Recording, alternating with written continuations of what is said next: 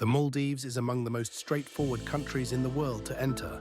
The visa on arrival policy extends to citizens of every nation. There are no exceptions by nationality, no advance applications, no visa fees.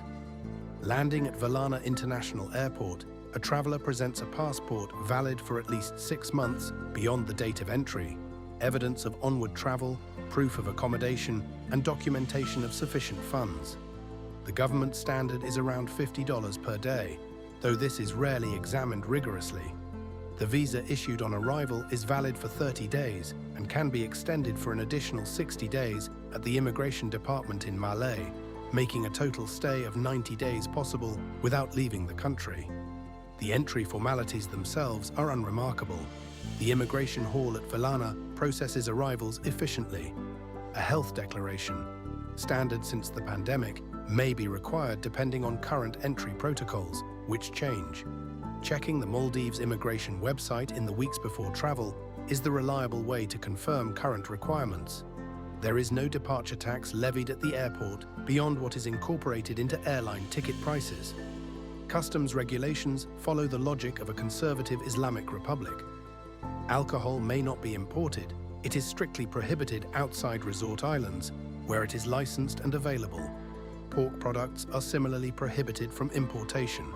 Drugs are treated with severity consistent with a country where possession can result in lengthy imprisonment. Pornographic materials are prohibited.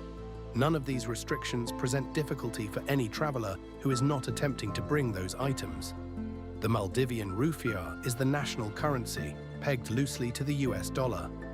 The US dollar is accepted at resorts and at many local island businesses, and ATMs in Malé and on some larger inhabited islands dispense both currencies. Resort transactions are almost universally conducted in dollars. Cash in local currency is useful on local islands for the tea shops, the ferry tickets, and the small transactions of daily life that have not fully adapted to card payments.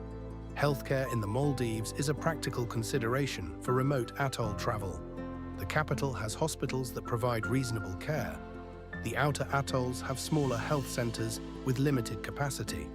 Medical evacuation to Malé by seaplane or speedboat is the response to serious emergencies in remote areas, and this logistics reality makes travel insurance with medical evacuation coverage not a luxury but a sensible precaution. The cost of evacuation without insurance is one of the more unpleasant surprises that can arrive in the middle of an expensive holiday. Travel insurance for the Maldives should cover medical evacuation, trip cancellation, and dive-related incidents if diving is planned. Standard travel policies often exclude dive accidents, and a separate dive accident policy, or one that explicitly covers scuba, is worth confirming before departure. The practical entry and logistics framework of the Maldives is designed to make arrival frictionless. The country's economy depends on tourism, and the visa policy reflects this dependency. Getting in is not the challenge. Getting out, which always requires leaving the ocean behind, is the harder part.